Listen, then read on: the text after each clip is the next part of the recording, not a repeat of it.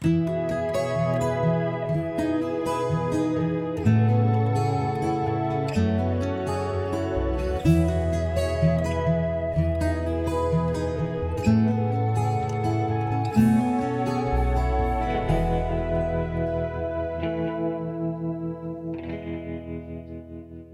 your hands together and let's give a Texas welcome to Professor Saiget.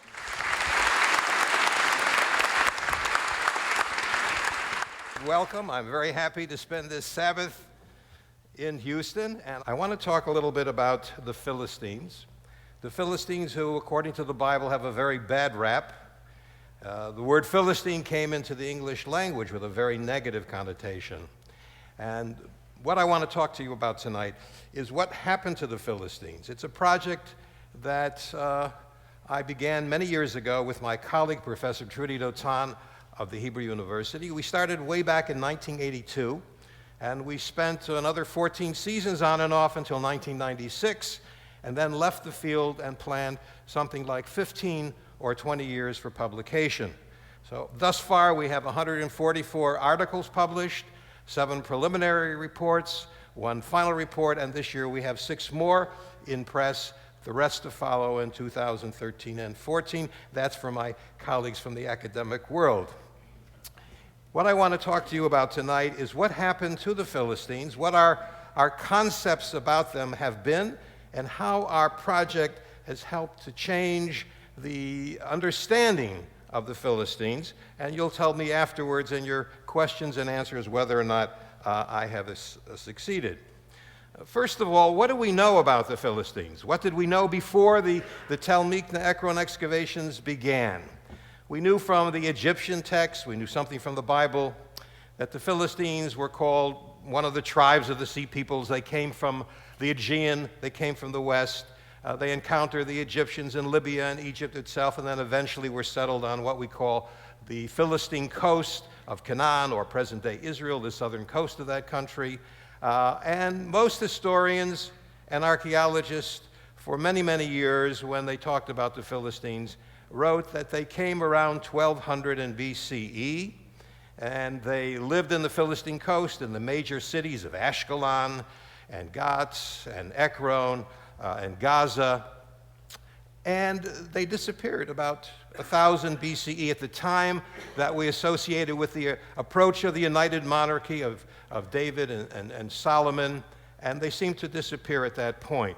And this was basically the outline of the Philistines that we knew about, based on what archaeologists and historians thought for many, many years. But the Ekron excavations and subsequently other excavations at Ashkelon and Tel Asafi and the publications from Ashdod show that that was not the case. In fact, what we did, we were able to document 400 more years of Philistine occupation. That is from about 1000 BCE to about 600 BCE. And in that documentation, we were able to discern the process that the Philistines went through, something that I will call the dual process of continuity and acculturation, a tension between those two particular parts of the process.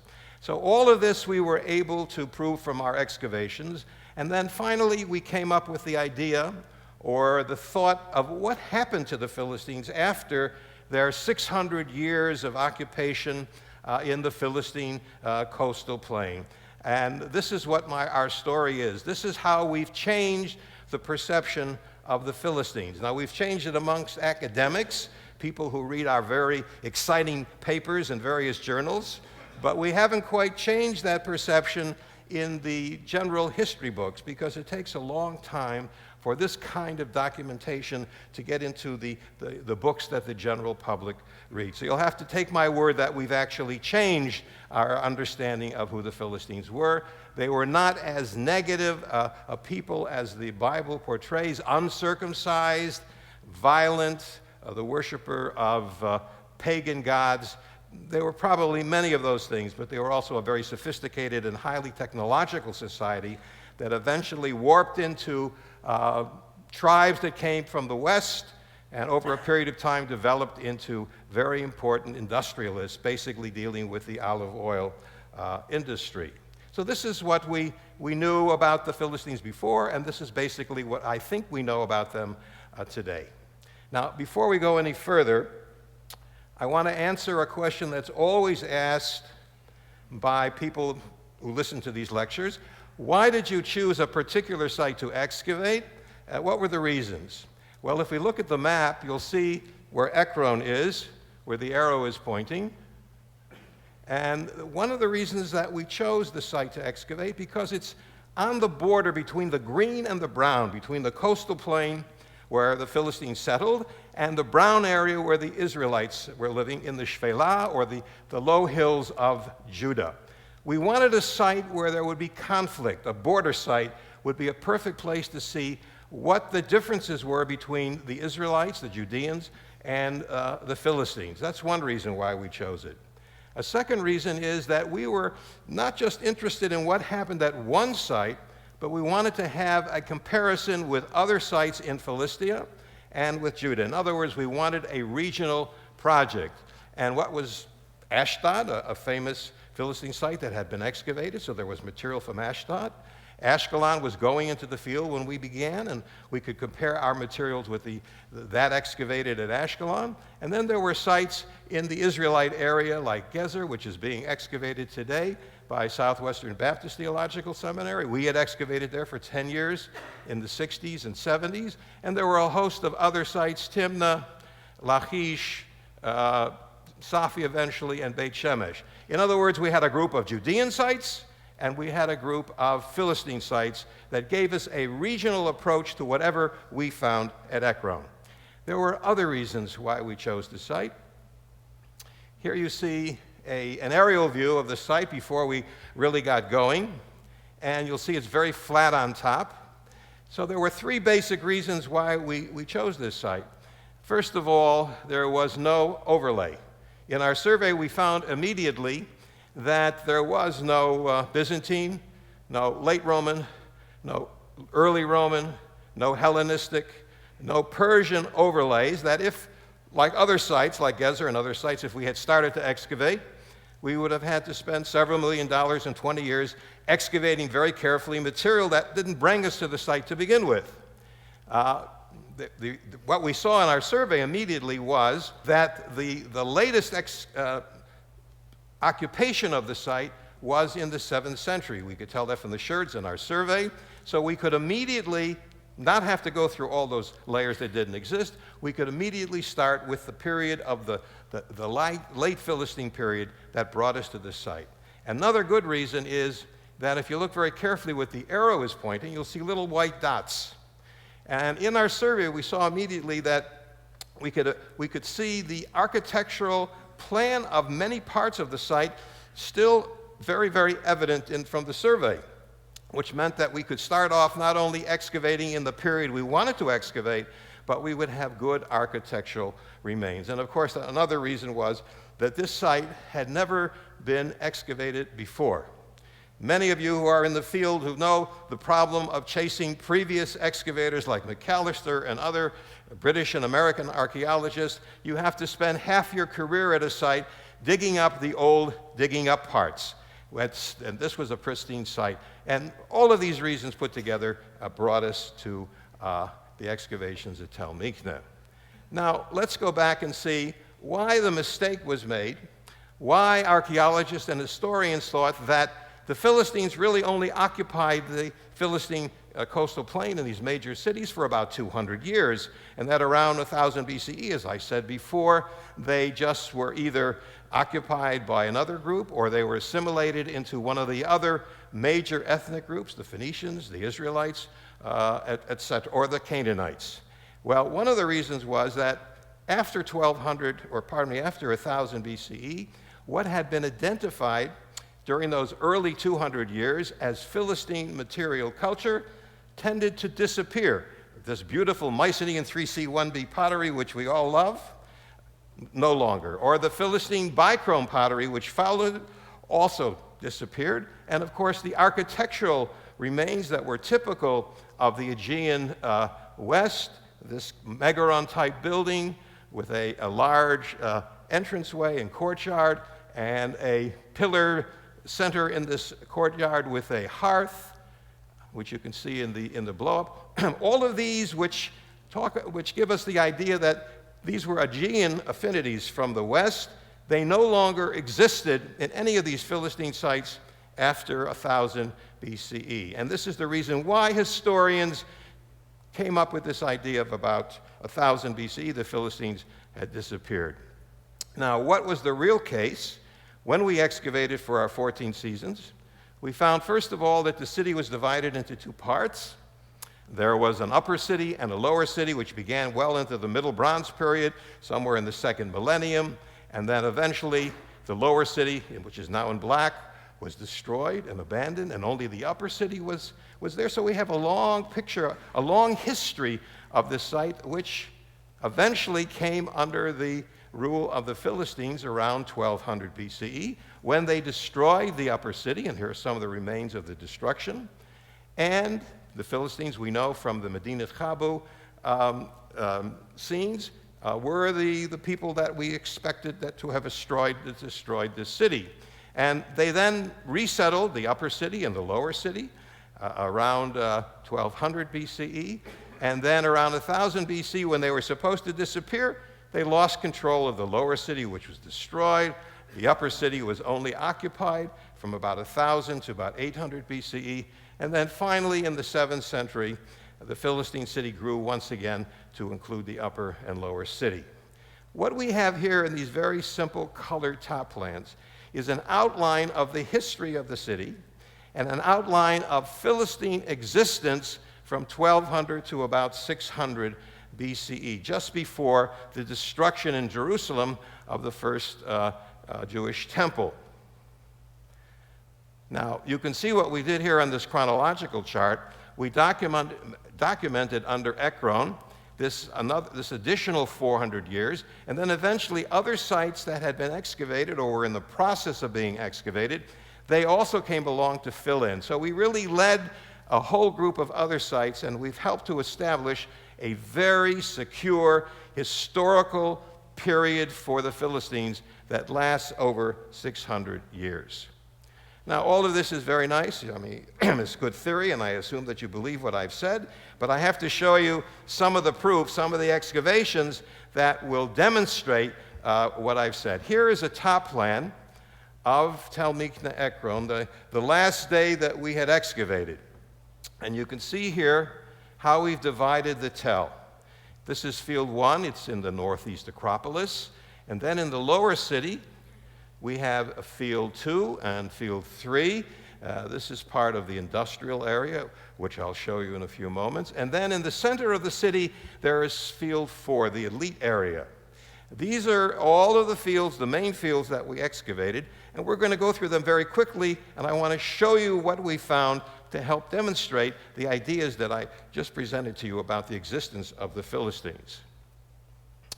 Here is an isometric drawing of the upper city, and the arrow is pointing to the very high point. And without knowing anything about archaeology, you can look at the legend, and you'll see that the legend says that there was continuity of occupation all the way from the early part before the Philistines came in the 14th and 13th century. And then from the 12th through the 7th century, there was continuity of occupation. And this is shown very easily when you see a section, like you cut a cake. You know, tels are built with layer upon layer. And when you cut the cake, when you cut the tel, you'll be able to see stratified levels. And if you look below, you'll see here is the proof for continuity from stratum 8, from stratum 7 through 4, all of these Philistine levels, stratum 3, stratum 2b, stratum 2a, very exciting, stratum 1c, and 1b. So here in our layer cake stratigraphy, I can show that there was indeed continuity. The Philistines did not disappear, as many historians and archaeologists thought. Now let's go back to the isometric, and let's look at the very bottom of this section that we cut. And you'll see a very large mud brick tower, about 15 meters in width. This is the lower part of the tel, and it had to do with the fortification system. But the reason why I'm showing it to you is the next photo. Here you see, and we reached the water level. In fact, it's an interesting site. Ekron is an inland site, as you know. But when we reached the water table, we had to do some underwater archaeology. We had to bring in a pump to pipe up the water all the time so we could dig here. But if you look very carefully at the stone facing of this mud brick tower, you will see something interesting. You will see Phoenician-type architectural design and construction.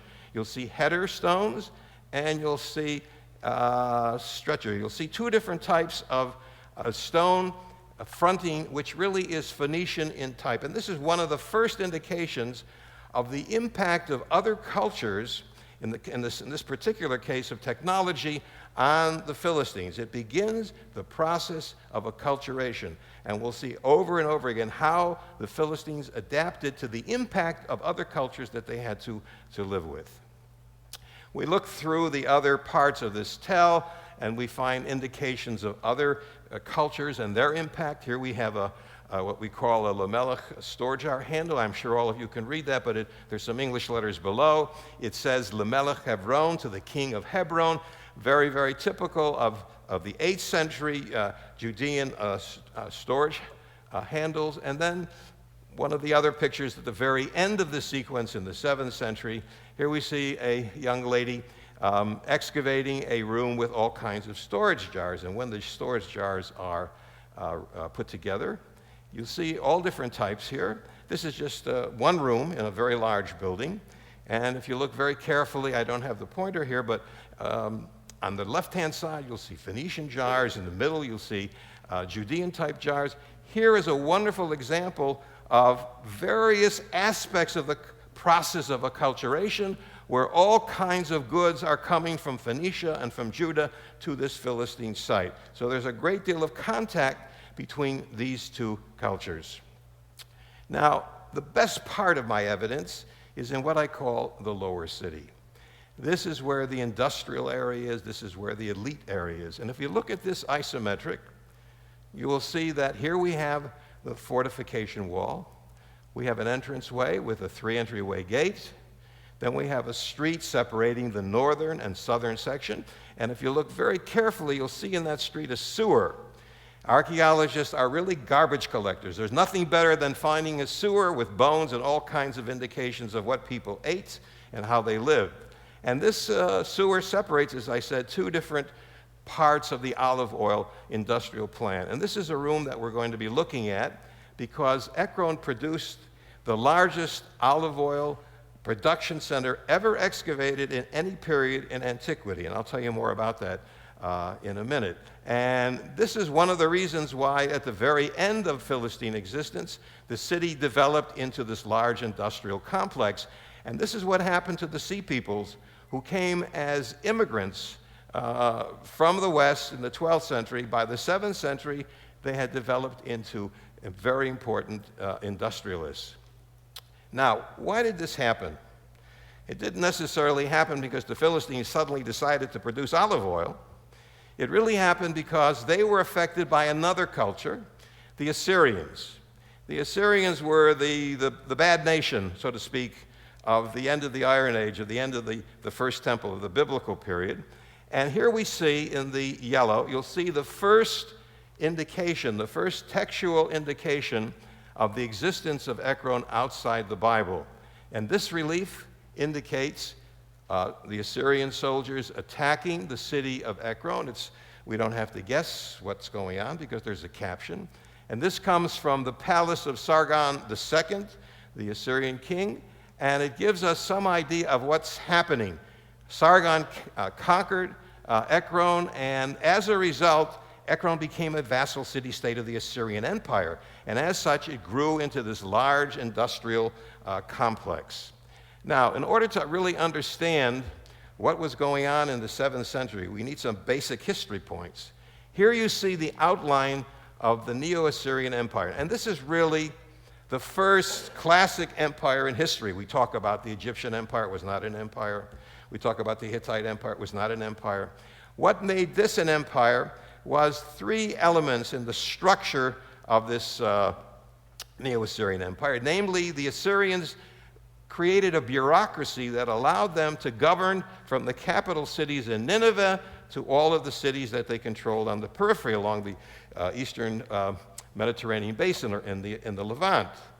They also developed a language which allowed them to communicate. Some of you will know the word cuneiform. This was not an alphabet, but a language with 800 characters, and very difficult to communicate over long distances, although they did for many centuries. But in the 7th century, the Assyrians adopted the Aramaic language, which became the lingua franca of the Old World, with, like in Hebrew, and Aramaic that we know today has 22 basic characters. And this allowed them to more easily communicate with their provinces in the West. And the third thing that made this an empire was that they developed a fiscal system which allowed them to make payments, charge for mortgages, sell goods over long distances. They began to use silver as a kind of money. Now, silver had been used in antiquity beginning way back in the 3rd millennium BCE, but never as it was in this particular period in the 7th century. And it really built up a kind of fiscal system which made the empire function. These three elements, if you try to look at what happened later with the Persian Empire, the Hellenistic, Roman, and as recent as the British Empire, you will find these three aspects which create a structure are the main elements that one can use to define what an empire really is. Not just you go in and you conquer and you take hostages, or you destroy cities and you take the gold and you bring it back. This is what made Assyria the first classical empire. Now, this empire spread originally from Assyria into the Levant, into Anatolia, Turkey, and eventually into Egypt. And this was part of the process that affected Ekron, as we'll see in a moment. Now, in order to understand the full impact, we have to step back a little bit, and we take a look at something that I call a project of the NEO-ASSYRIAN EMPIRE, center, periphery, and extended periphery. It's something that we developed out of the Ekron project. And as you can see, the periphery is where the capital cities were, the center, and then the periphery was a little bit to the west, which included all of this territory. And then the Assyrians, who were not sailors, developed a relationship with the Phoenicians. We know about Hiram from Tyre from the Bible, and these Phoenicians became the surrogate travelers and merchants of the Assyrians, and they went west. By going west and crossing the Mediterranean, they went to develop some colonies, but basically they were looking for goods, luxury goods and raw materials to bring back into the Assyrian domain. And this is what happened all across the Mediterranean basin. And in this project, we tried to find out what role Ekron, what role the Philistines had in this kind of process. Now, one of the ways of doing this is to try and to trace how certain elements of material culture, which were Philistine, which came from sites like Ekron, did they show up in the Mediterranean basin? And we have people testing the fabric of pottery, of store jars, across part of the North African coastline, and we have people doing the same thing in Spain.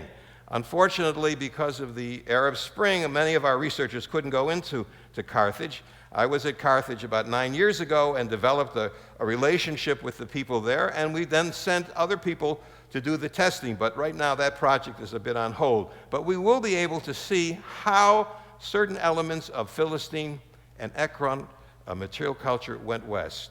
We also have another project within this larger project that deals with provenience. We want to find out the origin of where the silver comes from that we use in the transactions with the Assyrians. We found 6 silver caches, which I'll show you in a moment, at Ekron. And so we're using neutron activation analysis and other kinds of analysis, lead isotope analysis, I should say, to look for the provenience of some of the silver. Some of it, we are told, comes from the west, from Sardinia. Some comes from Avignon in Greece. And this is all part of the project of trying to build up an economic profile of how the Ekronites related to other elements in the Assyrian Empire. And by this, we look at the impact of this empire, and the Phoenicians in particular, on the culture, material culture, and the life of the Philistines. Now, in our area, the Levant, and you'll see most of you who know these words from the Bible, like Edom and the Edomites, and Ammon, the Ammonites, and Phoenicia, will know that this is basically a map of Israel, Jordan, and Lebanon. And the impact of the Assyrian Empire on this part of the world can be seen in Phoenicia, because these cities of Phoenicia became the great trading centers for the Assyrians moving west. And the areas, what we know of Ephraim and the Galilee in the northern part of Israel today, these areas were decimated because the Assyrians didn't see any real use for these areas, and much of the population moved elsewhere. The Assyrian effect on Edom was very important because of the incense trade coming from the south and moving north towards Damascus and off to Baghdad and other places, Nineveh. And so all these little sites became important fortresses on the road for bringing incense north. And as far as Philistia it became a very important part of the Assyrian plan, because much of what we see in the Shephelah of Judah was destroyed, captured by the Assyrians in the destructions of the 8th century, and many of the cities were given to Philistine cities. And this is how Ashkelon and Ekron especially grew in the 7th century. Now, as a result, we have here a very simple display of the effect of the Assyrian Empire on Ekron and all of this background that I've given you. If you look at the yellow, and in the yellow you will see these little stone kind of like vats, and they represent, with the numbers, the number of olive oil installations. So there was a cottage industry in the yellow period, in the period before the Assyrians conquered Judah. So at Gezer there were 7 olive oil installations. At Beit Shemesh there were 12, and at Tel Beit Mirsim there were 6. Whatever that means, there wasn't very much going on. People were producing olive oil for the local inhabitants. Now the Assyrians come, they destroy all of the yellow, and you can see here a picture of Albright himself excavating one of these vats at Tel Beit Mirsim. But as a result of the Assyrian invasions at the end of the 8th century, all of the cottage industry was destroyed, and all of a sudden Ekron became the center for olive oil production. You can see one of the little pictures, the offsets here of an olive oil installation. This was the major effect on the Philistines in the 7th century at Ekron, because it became an Assyrian vassal state, and it obtained preferred status under the Assyrian control of the area, because it picked up all of the hinterland in the immediate area of Judah. Now, let's take a look at this top plan to see how all of this picture fits together and how we can build an image of this process of continuity, an attempt by the Philistines to hold on to some of the culture that they brought from the West, and what was the result of the impact of other cultures on the Philistines in this process of acculturation. So here we see the top land, the orange, the various zones of occupation. The orange represents the zone of fortification with the walls and with gates, etc. The green is the olive oil industrial area, and the blue, where it says lower city, is the domestic. And in the center, we see here the elite zone, this red period. Now, let's take a look at where these olive oil industrial installations were found. Each red dot represents one such installation, and with only 4.5% of the site excavated, we found 115 installations, which is a great number, as I said before, the major olive oil production center in antiquity. Now, if you look where the arrow is pointing, you see little black dots. Each one of those black dots represents an olive oil installation, and you can see this was our field 2. We barely had to excavate here. All we had to do was kind of brush away the topsoil, and we came across all these olive oil installations. This is one of the reasons I mentioned at the beginning that brought us to this tell. Very easy excavation, not like what's going on at Gezer and other sites that they have to work so hard. Here you can see the topsoil, and here's one of the installations. You see the basin in the center, and then these 2 vats on either side. And this is the basic element in this olive oil installation. But this is basically right on the surface of the tell. Now, the main area that we excavated, and I showed you an isometric of this, of Field 3, which has one of the main industrial center complexes in the site. Here we see the fortification, the 3 entryway gates, and the street with a wonderful sewer that separates the northern and southern section.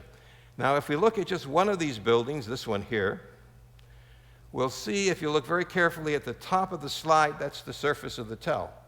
So here we came down maybe 15 centimeters, scraped a little, brushed off, and here you can see the massive destruction that put this installation, the center of this industrial building, out of order. And here you begin to see some of the installations appearing themselves.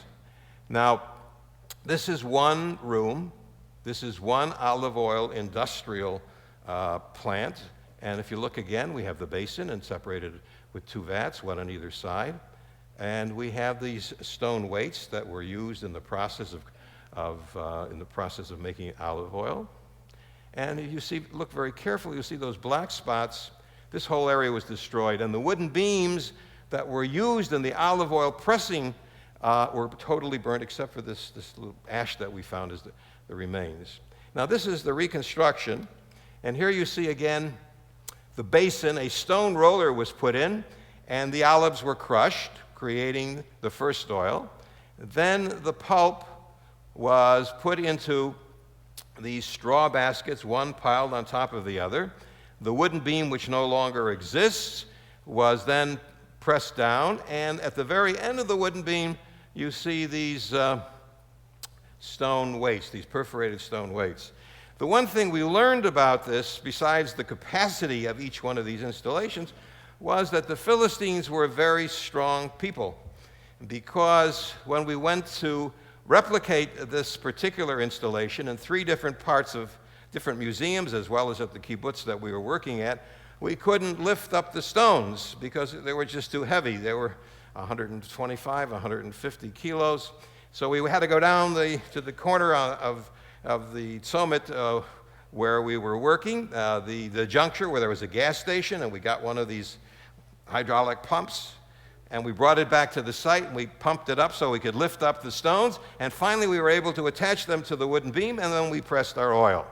So the Philistines were quite strong in that respect. Now, once the oil was, so to speak, pressed, the remains were put in these store jars. Now here you just see one of the rooms in these olive oil plants, these factories. Each one had, I think 3 rooms. Each room produced about 144 restorable vessels. This is just a small selection. And so after excavating maybe 7 or 8 of these, we had to stop because we had no place to put the remains once we repaired and we restored all these vessels. And it was a very repetitive process. Here you can see some Judean-type vessels and some coastal types. And you'll see also other kinds of vessels besides the ones in these offset pictures. We then counted all of these vessels because we wanted to find out how they related to the architecture, what kind of assemblage we had. We ended up with 42,722 vessels, one of the largest assemblages ever put together in any period. I must admit it took us 17 years to count all of this material, but we now have it all in a wonderful database, and we're using it in our field reports. And so this was very important because 83.5% of these vessels were Philistine coastal plain vessels. Many of them had developed out of the earlier Iron I period of the 12th and 11th century, and this gave us an indication in terms of the ceramic profile of continuity. And then we saw that the rest, 7.5%, 8%, some of it was Judean, some of it was Phoenician, some Assyrian. This gave us an idea of what kind of impact represented in the material culture, basically in the pottery assemblage, came to be because of contact with other neighboring cultures and some of the superpowers of the period. If you look very carefully, you'll see in the center this green. These are agricultural tools. Gave us a wonderful example of metal that was used at the site with plow heads. And if you look just a little bit above it, you'll see a 4-horned altar. This is very important because we want to try to understand not only the economy of the Philistines and how sophisticated it was, because the technology that we saw in the previous slides wasn't Philistine, it was Judean. There were no examples of olive oil installations prior to this period at Ekron. But there was, of course, as I showed you earlier, such technology in Judah by the Israelites. And so when all the Israelites' sites were destroyed at the end of the 8th century and the 7th century developed this olive oil industry at Ekron, the technology used was Judean. It's another example of the process of acculturation, and this was a technological process. If you look at the altar again, you'll see that this is a four-horned altar that many of you will remember from the book of Exodus, where the altar is, there's a four-horned incense altar in the Temple of Solomon. And before that in the Bible, in the Mishkan, in the tabernacle, such a four-horned incense altar also exists. What is it doing at a Philistine site in the 7th century when such altars no longer exist either in Israel, which has kind of disappeared with the 10 tribes, or in Judah with the remaining 2 tribes? This is something that was probably picked up after the Assyrian invasions in the north, in Israel, and in Judah in the south. And the Philistines adapted, and they took over this incense altar, and it became part of their cultic practice. Another example of this tension between continuity and the process of acculturation. Now here you see a rendering of what we thought the olive oil industrial plants behind the city wall in the industrial zone looked like. As you come in through the city gate and you make a right-hand turn, you see all of these elements in the complex. You'll see the olives being brought in from the fields in these straw baskets. You'll see the presses that we just talked about a moment ago. And you'll also see some loom weights. The olive oil industry only could function 2 or 3 months a year, October, November, December. And that means that at least 9 other months during the year, this tremendous investment in material goods, in architecture and technology had to be turned over to something else. So we posit there was a second industry based on what we found in terms of loom weights, a textile industry that probably went on during the other years. Of course, olive oil was just as important to the Crusaders in this period and in the 7th century as petroleum is today. I just couldn't resist this cartoon for the New Yorker. So let's take a look again now at the other zones of occupation. We've looked at the industrial zone. We're now going to look at the red zone. By the way, I should say that in the industrial zone, we had a very good excavator with us for many, many years, Dale Manor, who was sitting here. And in the Northeast Acropolis, where I showed you that first isometric of continuity, we also had a very good area supervisor. He's somewhere here, Gary Arbino. And in this lower section, as I'll show you in a moment, in the red area, the major elite part of the elite zone was under the field archaeologist of Steve Ortiz, who is also here with us. So we have a lot of old friends with us today. Now we're going to look at 2 parts of the elite zone. The first part, where the arrow is pointing, is the temple auxiliary building. And the other part is the temple complex. We call it Temple Complex 650. We'll talk about architecture, but I'll just mention that this is typical of the temple auxiliary buildings. We find no indication here of any kind of Judean architecture. It's basically coastal. And in these rooms, we found some very interesting material that helps us to define the area as the elite zone. We found some of the best kinds of imitations of Assyrian pottery in the lower right-hand corner. We found some of the best 4-horn incense altars. It was quality goods, which gave us the feeling that we were in a special quality or elite zone. We also had 2 other fascinating categories of material culture. Here we see a young woman excavating a pot with some black garbagey kinds of things inside. And when we opened it up, it looked like some kind of lead whites, but we knew better once the material was clean. This is one of our silver caches. And here you find little pieces of silver. And you'll see that in antiquities, I said before, as we look at more of the silver, that they just measured out little pieces of silver, and some of the small pieces would represent 2 pennies, 3 pennies, and some of the larger pieces, $5, whatever the weights would indicate. And this is how payment was made. In a second cache in this period, you can see barely, if you look very carefully, some cloth sticking to some of the elements. This was in a cloth bag that fell on the floor of one of the destroyed rooms. And when we cleaned it up, we found this kind of material.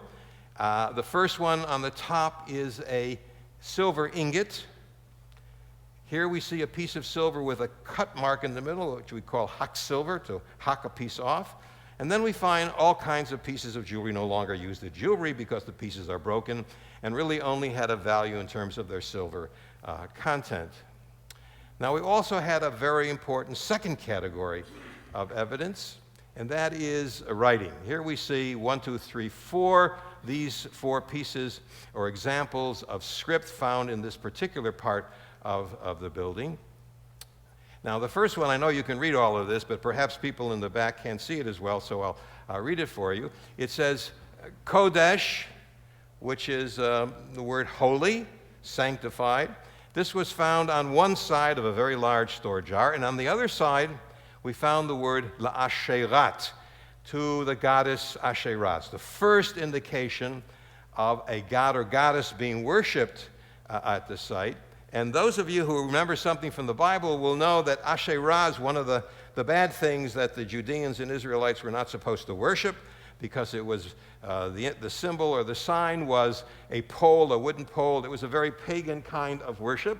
And if you look very carefully at that, those of you who read the Hebrew, you'll see that this is not Hebrew, although the letters are what we would call Old Hebrew. It's really Phoenician, because the Hebrew would end with the sound kometz he ah or ah. Here it ends in the Phoenician at.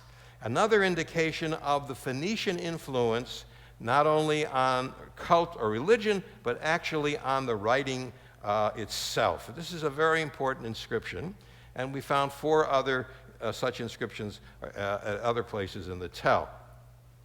Now, another inscription, which is really very important, says Lemakom on the right-hand side, where the number 3 is, and that means for the sanctuary.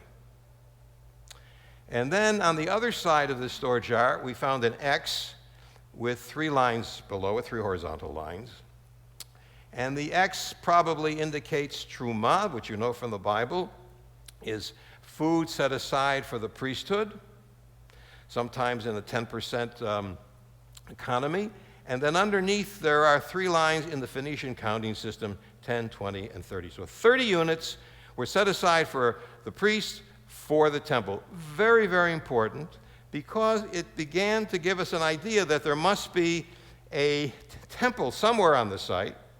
It must indicate a centralized religious system where people brought things to one place to sacrifice, to give to the priesthood.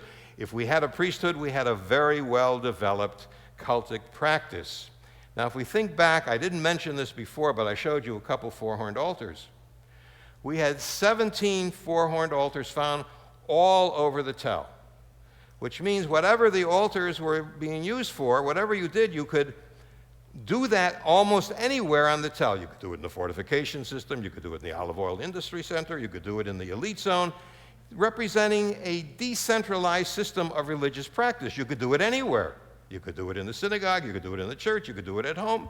But here we have an indication of a dual system, a centralized system where there is a temple somewhere. So all of these indications were very important. We had many, many other inscriptions like this. We had 27 altogether besides the major inscriptions. And this was a nice inscription to find, because we knew that we were dealing with olive oil storage jars, but here the word shemen appears on one of the jars, which means oil. So we had kind of confirmation of that as well. Now we're moving from the temple auxiliary building into the temple complex itself.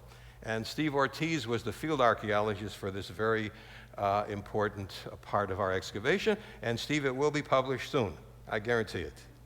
If this was the largest building of its kind ever excavated in Israel, and in this rendering, this isometric, I should say, we see 2 foreign elements. again helping us to understand what factors played into the process of acculturation. We see a large building. On the right, we see a courtyard. And then we see a throne room in the middle, separating the sanctuary and the courtyard. This really represents some aspects of an Assyrian design concept. It's not a duplicate of an Assyrian building found in the provinces or back in Assyria, but it has certain elements that are not found in any other kinds of buildings excavated in Israel. So we have the Assyrian design influence, and if you look at on the right-hand side, you'll see all these little white pillars. This represents a kind of Judean construction. And if you look on the left, where it says sanctuary, this is terribly important because this is a Phoenician sanctuary. Those of you who get to Cyprus one day and visit the site of Gitin will find a 7th century Phoenician temple with this kind of structure. So here we have the elements of Assyria, of Judah, and Phoenicia all into a Philistine 7th century cultic building. Now in this rendering, again, we have the courtyard, we have the throne room separating the two elements. This is the major aspect of Assyrian design concept. Then we have the sanctuary itself. Now, one of the side rooms also produced something very important. Here we see in this side room, you'll see part of an olive oil installation, the only one found outside of the olive oil industrial center. And since it relates to the sanctuary, we assume that olive oil must have been produced here for some kind of cultic use, anointment or something of that sort. Why this is terribly important? Because in this room we had 253 storage jars, probably coming down from a 3rd and 2nd level as well. And on one of the storage jars, as you'll see on the right in the orange, we find the inscription, Lebaal Ulepadi. Those of you who've read the Bible will know that the pagan god who fought against Yahweh was always Baal, coming out of Phoenicia, coming out of a Ugaritic and a West Semitic tradition.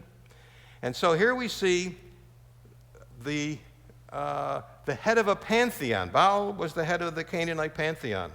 We already had Asherah, who was a very important goddess, and we have two elements that we know from the Old Testament, Baal and Asherah. And what this inscription says, for Baal and for Padi. Padi, we know from the NEO-ASSYRIAN inscriptions, was the king of Amkaruna, Ekron. And what we think this is a calque, it's a copy of an Assyrian statement about the relationship of a citizen to the god and to country. What is Caesar's is due unto Caesar, you give to Caesar. What is due unto Baal, you give to Baal, and what is due to the king, you give to the king. Very important inscription which has caused all kinds of controversy in its interpretation. But here we see Baal, and we know Baal was also mentioned in the Bible as a god at Ekron, Baal Zavuv. We know that from Samuel.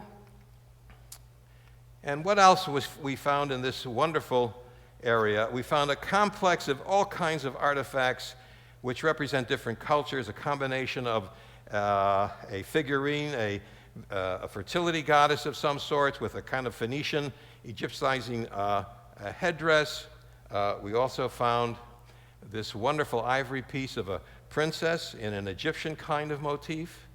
The largest ivory head ever excavated in Israel, which is the top of one of these big harps that we know from antiquity. And this wonderful piece, this 40 centimeter high ivory tusk. And if you look on the left, you will see the image of what's left of a male figure.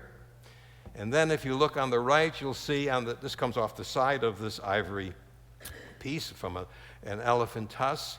You'll see a princess that we can now identify in a new publication as the queen. So who is the king?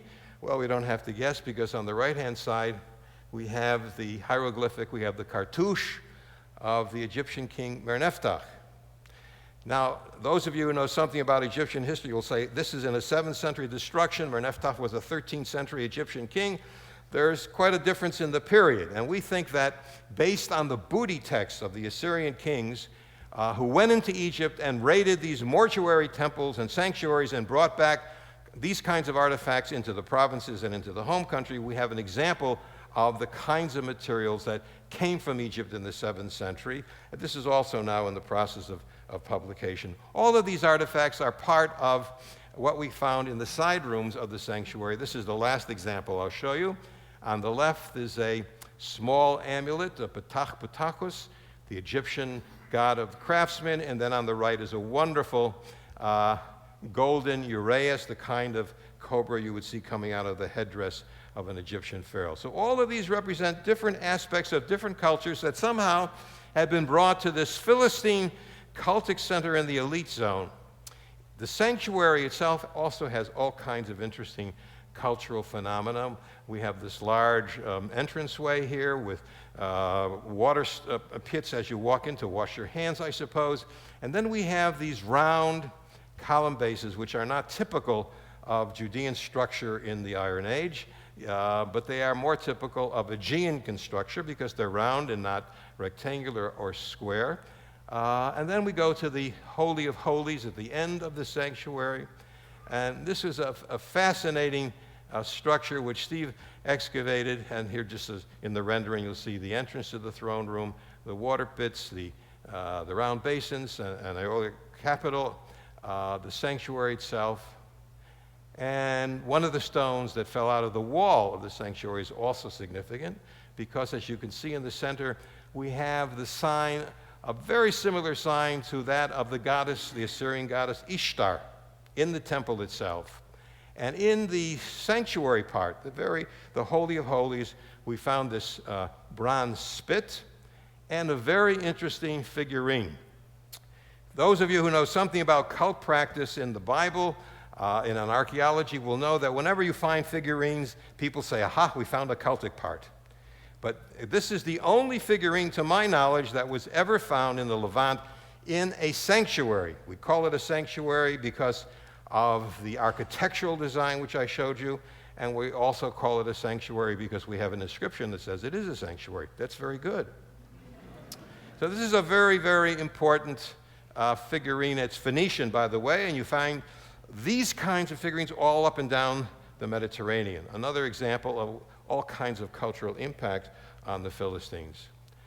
Now, this was found the last 2 weeks of the excavation. We had been looking for monumental architecture. We had a major capital city of the Philistines, part of the Assyrian Empire in the 7th century, and the excavator of this area, every time he came to a large stone, he would say, "Come, we have a monumental inscription." Steve couldn't produce a monumental inscription, but in the last 2 weeks of the excavation, he brought me over to this stone, which is all covered with destruction material, about a meter or so of destruction material from the Neo-Babylonian destruction of 604 BC, and he said, this is going to be, I said, Steve, you've been telling me for years that this is going to be a monumental inscription. Clean it off, and if there's something, come back, I'll come back and look at it. 10 minutes later, he cleaned it off, and we had a wonderful monumental inscription. Here you can see some of the letters coming up, and there are some pots, if you look very carefully, that we hadn't excavated yet as part of the destruction level. Now, when the stone was cleaned, it had 72 letters, lines separating various rows, and there are little dots, if you see, between the letters. And except for 1 or 2 letters, it was very distinct. And after a couple of days of looking at it, with the help of Yosef Naveh, we were able to decipher the entire inscription. Actually, we had done about 2 or 3 lines with Trudy and myself before Naveh came on the scene, and we had given an interview to the local radio, and it became the front page of the New York Times. It was a very important inscription, and we came up with 2 names of kings, and we published those names of kings. And then a lot of skeptics said, you cannot find an inscription with names that appear in the NEO-ASSYRIAN annals. It's just too pat. It has to be a forgery. We went through all of that kind of business, but eventually when we cleaned it off and we saw the inscription in its entirety, it was clearly a legitimate find, and it was well sealed in a destruction level. And it was a beautiful inscription, which perhaps demonstrates in the best possible way this problem of continuity and acculturation. It's the smoking gun excavated at Ekron with all kinds of evidence. If this is the only find we ever came across at this site, I'd have been happy because it's got everything. Here you see a transcription, and we look at the first word, Bat, which means the temple or the shrine. Ban or Bana, which was built. I won't go through the whole inscription because it's a little complicated. But what we have here are two Phoenician type words. We have a combination of Old Hebrew, but mostly Phoenician. The letters could be either Phoenician or Hebrew, but the words follow the Phoenician syntax and grammar, such as these two words. And let's go on. So we have a temple built by Ikausu. In Hebrew it would be Achish, and those of you who know your Bible will know that Achish was the king of God, a Philistine king of God. But the word here is Ikausu, which means, we know from the cuneiform tablets of the Assyrian annals, which means the Achaean, or more simply, the Greek. So here we have Ikausu, the son of Padi, who built a temple, etc., etc., and we have a complete dynasty. We have the son of so-and-so, the son of so-and-so, and then we have at the very end of this dynasty, we have the words Sar or Sharu, which means the king or the ruler, and then that beautiful word Ayin Kuf Resh Nun, Ekron. So it was nice digging there for 14 years, but now we had the evidence we were actually digging the site of Ekron. We'll put it into an English translation for you, make it easier. The temple which he built, Ikausu, the son of Padi. Of course, Padi we knew from before in another inscription as king of Ekron. The son of Yasad, the son of Adad, the son of Yar, ruler of Ekron, for Patgaya, his lady. So here we have another goddess. We already have Baal, who's the head of the pantheon. We have Asherah, who we know is a Canaanite and West Semitic goddess, a Phoenician goddess, and now a Philistine goddess worship. But the temple is not dedicated to either of those two gods or goddesses. It's dedicated to Patgaya, which is a composition of two words. Pytho or Pathio in the 8th century we know is the other word for Delphi in Greece. And Gaia is the famous Mycenaean mother goddess. So here we have a king of Ekron who calls himself the Greek, building a temple to a Greek goddess, which represents a very interesting phenomenon. It shows you another aspect of this process of acculturation. It either reflects the early movement or migration of the Philistines in the 12th century, or probably reflects a greater relationship of the Levant, especially of Philistia and Phoenician, to the Greek world. This is the smoking gun. It has Ekron. It has all the aspects of Old Hebrew Phoenician. It has another goddess name. The formulas are Phoenician, etc. It's a perfect example of what happens in this process of acculturation after 600 years of occupation of this Philistine site of Ekron. Well, let's try to summarize very quickly and see what we've proved or haven't proved. This is an artist's rendering of what the site looked like. It could have supported several thousand people, but as an industrial center, we suppose that most of the people who worked here lived outside the fortress and came to work at the center. And the olives were produced in the low hills of the Shvelah, in the neighboring Judah. And the workers would bring the baskets of olives through the gate and into the olive oil production center, and he would drop off his olives, and they would make olive oil. Then he would go to the temple in the center of the city and say thanks to God. And after he finished his daily work and his prayers, he would go out the back gate of the city and catch the bus to Tel Aviv, which is only 45 kilometers away. But the main elements which prove, again, I think this whole process of continuity is the typical coastal architecture. No evidence of other kinds of Judean architecture that we find at other sites. We find typical coastal type pottery, which I spoke about before. And then we have a weight system, a 4-shekel weight system. You know about the shekel from the Bible. And this was a Judean system that the Philistines adopted. And of course, the 4-horned altars that we found, 17 of them. Here you see them right here, all over the Tel. A wonderful collection of an example of Philistine cultic practice adopted from the ancient, from the Israelites and Judeans. We also found this wonderful silver medallion. On the left, you'll see the goddess Ishtar standing on a lion, a very common motif that we know from Zinjule and other Assyrian provinces. And then the worshiper standing in front of Ishtar with his hands raised, and above him we see the Pleiades and the moon and the sun, all part of a very common Assyrian motif used here in a Philistine setting. We also found other elements. I've only mentioned this other one. It's an Egyptian sistrum, a cultic musical instrument used in Egyptian cultic practice. Well, the city ended. In 604 BCE, we actually know the month according to an inscription that relates to Ashkelon. We think it's in the month of December. It comes out to be like the 15th of December in the year 604 BCE. The Neo-Babylonian king Nebuchadnezzar came and destroyed Ashkelon. We think also Ekron. And the city was not, again, occupied in any major way. There was some small settlement afterwards, but not terribly important.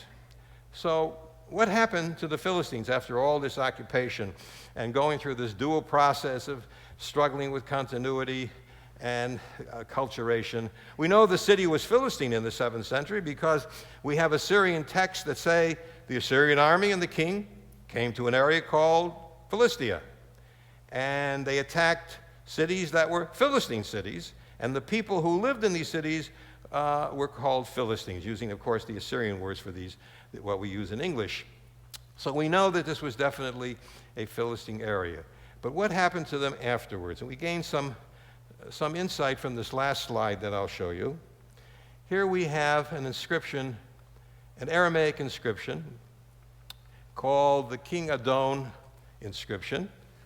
And ironically, some of you will remember that in 1942, in September of 1942, the German army was approaching from the west, was approaching Alexandria, and with Rommel, and they were about to take the city. Right at that time, this inscription was found by some Egyptian archaeologists, and the inscription said, this is a letter from what turned out to be the last king of Ekron. His name was Adon, to his patroon. At that time, Egypt was very important in this part of the world. The Assyrians had retreated. And he said, look, the Babylonians have come as close as far as Afek. It's only a day's walk from Ekron. And if you don't send us some troops, we're going to lose out. The Babylonians will take the city. And of course, like in the reference in Jeremiah, where Jeremiah said, give in to the Babylonians, do not depend on the Egyptians, they're not going to save you. The Egyptians did not save the Philistines, they did not save Ekron either, and the city was destroyed. Now, in excavating the city, we never found any bodies. There were no skeletons, which means that the people must have left the city before the Babylonians came and destroyed it. Where they went, well, we know from Babylonian texts that much of the occupation of Philistia was taken into captivity back to Babylon. So what happened to the Philistines? Well, we know about 40-odd years later, the king of Babylon is in a complaining mood. He writes, I still have to feed these people I took into captivity, the sons of Aga. Aga was the last king of the Philistine city of Ashkelon. And then another century plus later on, in the suburbs of Nippur, which is a major city in Babylon, that this company that does business with stocks and bonds and mortgages was complaining about the relationship it had in what we call the Murashu archives of this company named Murashu, that they had to deal with two groups of people living in two different areas. One area was called Hazan, or Gaza, which was a very famous Philistine capital city that was destroyed, and people, I think, were taken into captivity. And the other city was called Ishkalunu, or Ashkelon. And these are the last two real references that have any meaning for the existence of the Philistines. And so what we see is, in this process, that by the 7th century, when the Ekron became this large international industrial center, it was impacted by so many different cultures, that when the Babylonians came in 604, destroyed the city, and uprooted the people from their home country and took them into captivity, They no longer had a core culture sufficient enough to sustain them in captivity, and so at that point, the Philistines did disappear from the pages of history. Thank you.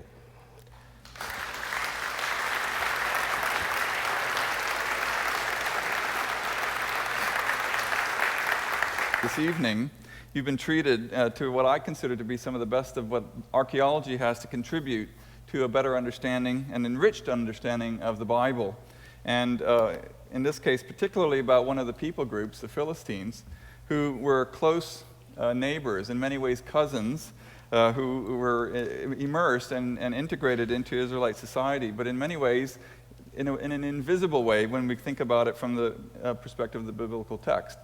As Sai said near the beginning of his talk, the picture we have of the Philistines, if we were to rely exclusively on the Bible, presents a rather narrow perspective, and it's often a negative one, not because of any kind of inaccuracy as such, so much as because of the perspective of the authors who were communicating other primarily theological truths and points.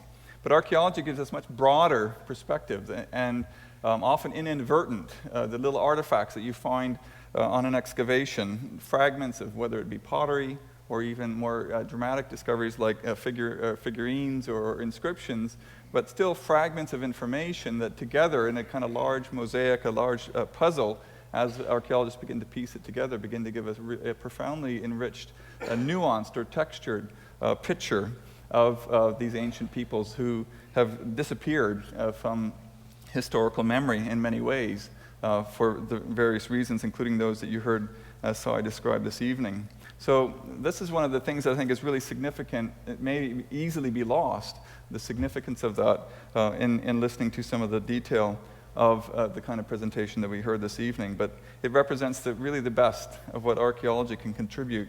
And in my view, I think it profoundly enriches our understanding of the biblical world. The other thing I wanted to say this evening as a comment is from a more professional perspective, from the archaeological perspective. And Tel Mikne and the excavations that Sai and Trudy Dotan and their team have conducted represent some of the best of archaeology. And you may not realize that listening to the finished product of what you heard in his presentation this evening.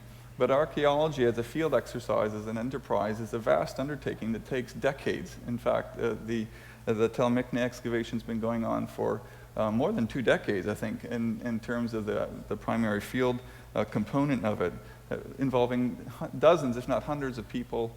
It's expensive. The logistics can be a nightmare as a director of an excavation. There's a tremendous undertaking that came into trying to pull together all this vast bit of information. And it's really important to keep in mind that as you excavate, you're not just excavating bits and pieces of information, but ultimately those will lead to an interpretation.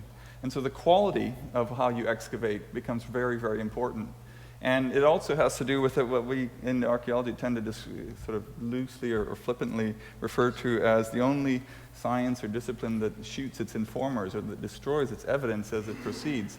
So there's a very, very important aspect of documentation that a good excavation needs to be sure to do.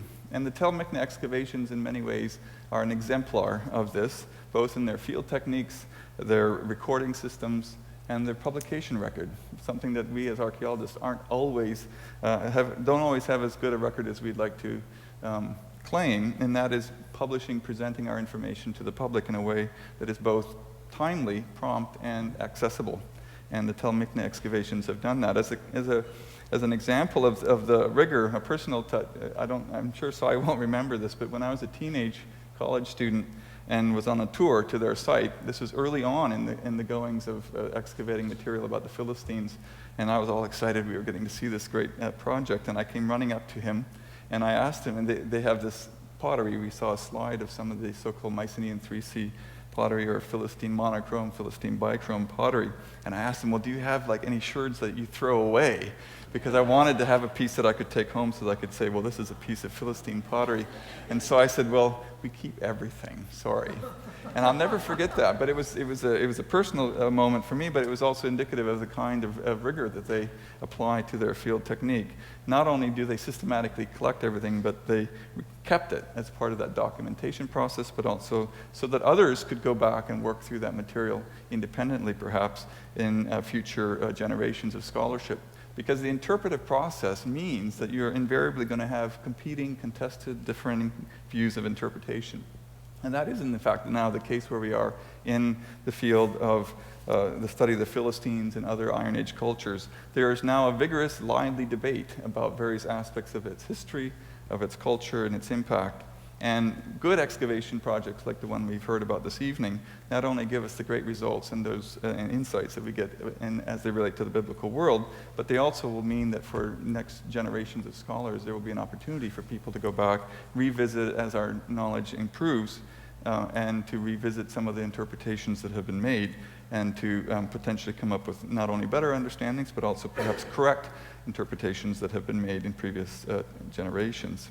So one of the things that we should have come out of, hopefully what you heard this evening, is that the Philistines were not this kind of backward culture. That there's a whole new meaning to the term being a Philistine that really doesn't apply in many ways to the way we often associate it with us in our own sort of cultural imagery today. The Philistines were a very sophisticated culture. They employed the best technologies. They were good adapters. They brought in existing technologies and found ways to improve it. They also integrated into the local cultures. They assimilated. They borrowed.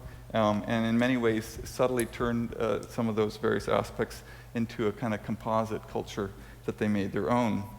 And in so doing, we, again, learn not only a lot about the Philistine culture, but we also begin to take that into the context of our understanding of the biblical world. The partners, the players, the neighbors, even the foes, the enemies that the Philistines and the Israelites encountered on a day-to-day basis. One quick comment that I'd like to bring in just to show you how important Ekron really became in this late Iron Age context of the 8th and 7th centuries in particular, was made more stark to me recently in our own excavation project. We were excavating a temple, actually, from roughly the same time of the late 8th and 7th centuries in a site to the north that I'm involved in, and came down on a collection of cuneiform tablets, one of which preserved part of a treaty, a succession treaty between the Assyrian king Esarhaddon and the local official at our site. And it has a long list of curses if you don't follow through with the agreement that the document lays out. And one of the curses has a reference to Ekron. And it, in fact, was the reference that was laid out in the monumental inscription that you just saw a few minutes ago. So this is a very, very new discovery, really exciting for us, but it brings out also how much Ekron had become kind of iconic in the popular imagination of the day. This reference basically makes reference, we think, to the same deity, the female deity that was referred to. It makes reference to the lady or the queen or the patron of Ekron, and it's a curse. And it says, "May Sharat Ekron make a worm fall from your sides if you do not follow through with the agreement of this treaty." This is in the midst of hundreds of other curses, but it comes out with new meaning when you think about it in the context of the inscription that we just saw this evening, where she is entreated to help give protection and to the local community that worshipped in that temple complex at Ekron. So this is just one example. I could give many others, but the point here is that this is a very, very important site, produced really an important part of the story of the time of Iron Age Israel and its neighbors, and archaeology can really profoundly enrich and even change our understanding of that biblical world, and I think in a way, and very much in a way that is positive and enhances our understanding of the biblical text.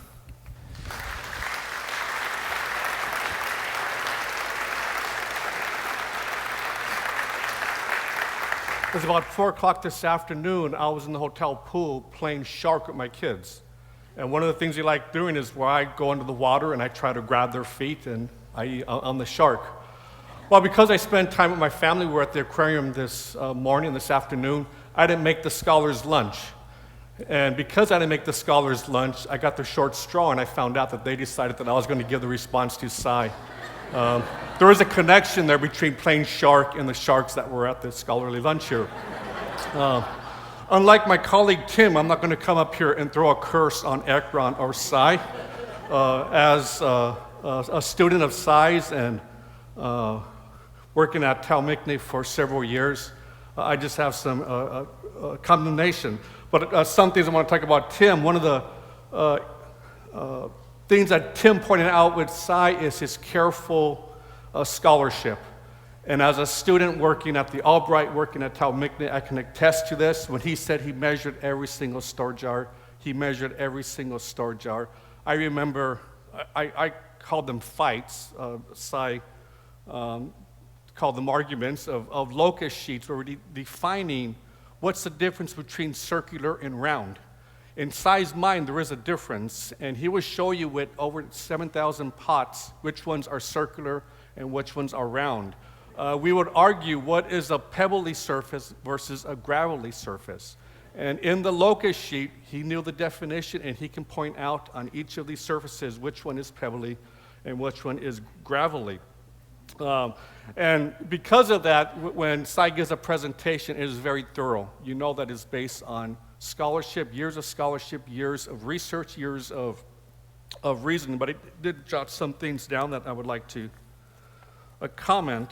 One of the things that's confusing is this picture of scholarship that Psi mentioned when he said that most scholars assume that after the 1000 BC, we didn't know much about the Philistines. Well, in my generation, we don't view it that way. So apparently Psi is having an argument with his generation, but that's because Ekron and Psi's research has had such an impact that he has already changed the field. So my generation has already incorporated the research of Ekron and the research of Psi and Trudy. So Psi, that's one point I want to make. The textbooks, what I'm teaching, it is all based on the research that's occurring at Ekron. So feel free to change that in your presentation, Psi. You've already won the argument. One thing that Tim pointed out, when I'd come back from Israel, I'd go to Sunday school.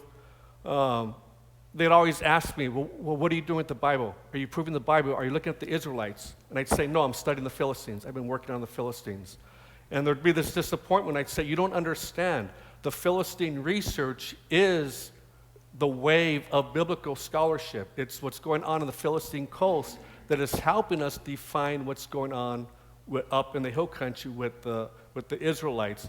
And so that was always an irony for me, and going back to my Southern Baptist church, saying, if you want to learn about the Bible in archaeology, study the Philistines. And as you saw in Psi's presentation, that was exemplified in what happened at Ekron in terms of the research has influenced what biblical scholars are doing today. A third thing I want to mention is this NEO-ASSYRIAN project. Psi has been instrumental in pulling scholars from various religions, various groups, various political. You can see in the Middle East how political it can get, but Psi has been instrumental in getting scholars to come to the table and talk about their research. And this has been very influential, this multidisciplinary approach, a multinational approach. And if you go to the ASOR meetings, you go to SBL meetings, everybody that's doing this type of multidisciplinary research, I would propose that it's based off of the work of Psi Gitin, not just at Talmikne, but also at the Albright Institute. There were some corrections I have to make with your presentation. He talked about 7 olive oil installations at Gezer. This past summer, we found another one. And so he should change that to 8 olive oil installations. Now, this brings me to another criticism. Gezer is just half an hour from Jerusalem. So I don't know, we always invite Psi to come down and look at the research going on at Gezer, but it's just so hard for him to come down the hill, down to, I guess, to the Philistine coast. I'm sure there's some tension there. So when Mark told me that Psi was coming to Houston, I thought, I have to come see this miraculous event. We can't even get him to Gezer, but he hasn't coming down to Houston. So naturally, I dragged my wife and kids to come see Psi in Texas, and so you all are part of a miracle that happened here for Mark. So Mark, a trial lawyer, was able to move some mountains here. But I'm sure at breakfast tomorrow morning I'll show you some of the slides and the evidence from Gezer. There is one criticism I have of Sy. He is one of the leading scholars in ceramics and in the Iron Age. And when you have some of these deconstructionist trends, Sy's voice has been somewhat silent. And as a senior scholar, Sy should have jumped into that debate. Now, I know why he didn't jump in that debate because of his character. Sy Gitin is not a man to criticize other scholars freely. And I've known that as a graduate student, as I'm asking him for advice. Should I read this article? He would never criticize the scholarship. They'd say, oh, we might want to read this. And I'd have to read between the lines because I'd never see him criticize another scholar publicly, in private, and most people who have worked with Sy, and he's worked with a lot of people, have found that he is a man of character, he's a man of ethics, and as you can see in his work, that not just in his scholarship, but also in his personal, in the person of Sy Gitin. So I want to commend him for that. And that's about it. I just want to clarify the story he told about the discovery of the Tel-Mikne inscription. Sy, as a field director, is also a bean counter. And back then, all the photographs were, we'd have a photo lab, and it was very expensive. And so I'd find a work stone about the size of an inscription, and I'd say, Sy, this is an inscription. It's going to be an inscription. And so we'd get the photographer there, we'd do the research, we'd take 100 photographs of this, we'd flip it over, and it'd be blank. Well, this kept happening until we came to the Ekron inscription. And I told Sy, this is it. I know this is going to be the inscription. And by that time, Sy wasn't going to invest any more money in my wild juice chases of this inscription here. And I remember that one afternoon, it was sunlight, it was probably about 4 o'clock, and so the sun washes away anything you can see on the rock. And I told Sy and Trudy, this is it, I can tell there's an inscription here. And he said, no, that's just the nature of the limestone. Him and Trudy went back to the lab. I called the photographer who had strict orders not to take any photographs in my field because of the budget. Now, my wife worked down in the camp, and she tells me stories. Sy can come up and go, we're going to need 17 more rolls of toilet paper. We're not going to make it this season. He had it down to a science. You get 10 students, it's going to cost this much rolls of toilet paper, this much food. And so I knew, but I told the photographer, no, I know this is going to be something. It's in this temple, and by then we were calling it a palace. We weren't sure it was a temple. And sure enough, he pulled out his photo shield where he was able to, with the shadows, cast a shadow over the inscription, and we were able to see the words upside down. And so we had radios back then, there weren't cell phones, and so I radioed Sy and I said, this is it. And so I remember Sy saying, congratulations, I'll be there in half an hour, and the rest is history. And so I want to thank Dr. Gitin for allowing me to be part of that history. Thank you, Sy.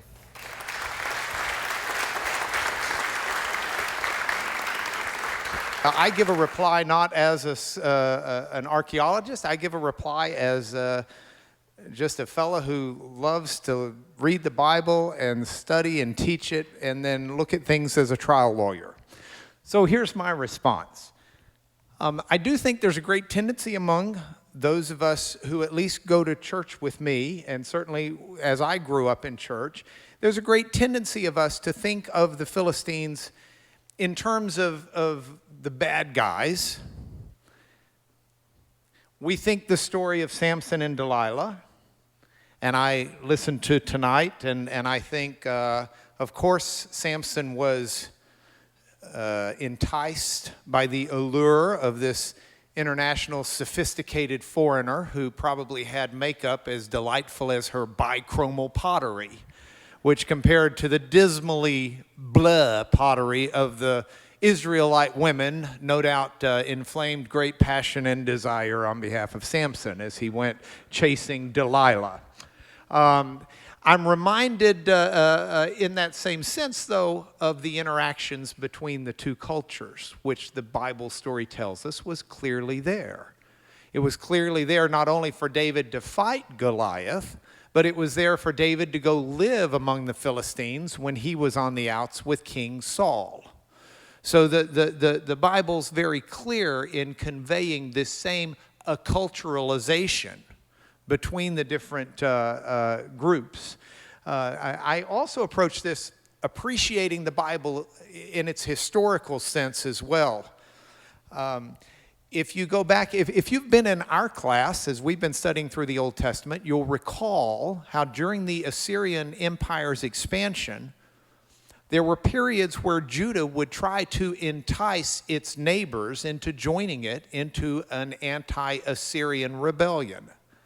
One of those neighbors it would try to entice into helping it would be the Philistines, as well the Phoenicians.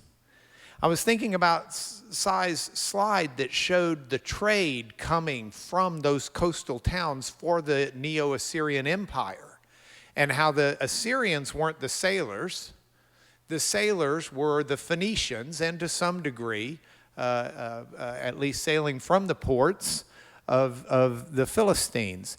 And it makes sense to me why the Assyrians would be so irate over the idea that these cultures might be in some type of rebellion when they relied upon these places for their trade, for their economy, and for the process of goods back and forth through that area. Last point in this regard of the Bible as history. Even though there was a period where there were cynical scholars who thought the Philistines were gone by 1000 BC, the Bible, of course, said nothing of the sort. If you read Jeremiah, while he's prophesying about the coming demise of Jerusalem and Judah, Jeremiah also prophesies in Jeremiah 25:20 that Nebuchadnezzar and the Babylonians coming in to wipe out Jerusalem will also be wiping out the Philistines, specifically calling them, quote, the kings of the land of the Philistines, including Ashkelon, Gaza, Ekron, and the remnant of Ashdod. And Jeremiah not only got it squarely right, as per Jerusalem and Judah, but not surprisingly nailed it also for the Philistines. 604 BC, December 15th, beware the Ides of December, I guess. Two other things of note, and then I'll read the questions, and I'll abdicate the platform to Sai, and I'll read the questions from down there. First of all, did you have fun seeing all of the ancient West Semitic script? Those funny, goofy-looking letters that are dating from 7 to 800? They're very, very, very similar to the script that we used to paint the Ten Commandments with up there. It's not your normal Hebrew script, which is actually Aramaic. The square Hebrew letters that we're used to reading as Hebrew are Aramaic script that don't come around until later. So when we painted the Ten Commandments, knowing that the Hebrews would not have had the Aramaic script back then at the time of Moses, we used a much older script. So if you have a chance on the way out, be sure and look at the Ten Commandments and think, my, that reminds me of Sai's slides. Then I must also give one advertisement for class tomorrow if you're there. I had no idea that Sai would mention the Murashu tablets tonight.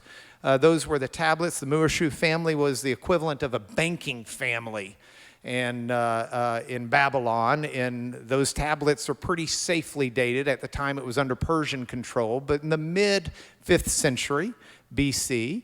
And the Murashu tablets also reference the Jews that had stayed in Babylon, a number of Jews in commercial transactions. It's pretty cool because it gives you not only the Jews, but it tells you something about their names and how they were assimilating to some degree, some Babylonian and Persian names as well.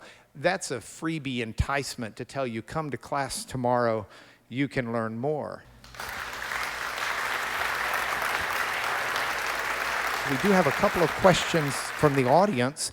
Do we know if the how the Philistines were related to the Mycenaeans, and or had the migrations of the sea people, Was it related to the Trojan War? I think that's a good interrelated question, because there are many theories of what the origin of the Philistines was, but we do think that they came from the west for the most part, and were the product of movements out of the Mycenaean Late Bronze period, the palace economies.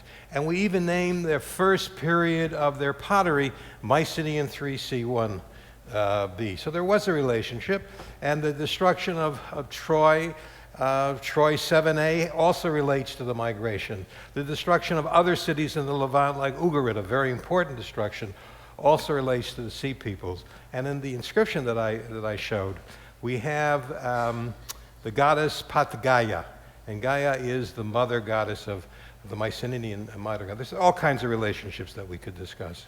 How close were the olive trees to the production sites? Within kilometers. We have ethnographic material from the early 19th century that shows the area in which Ekron is located, Talmikna, that there were olive groves in the immediate area. But we think most of the olive trees do better in the low hills that were a few kilometers away. Was the stone quarried locally, or was it transported? We found actually one quarry. It was difficult for us to examine it closely because it was in a military zone, but there was a quarry within a half a kilometer of the site. How many acres does the site cover?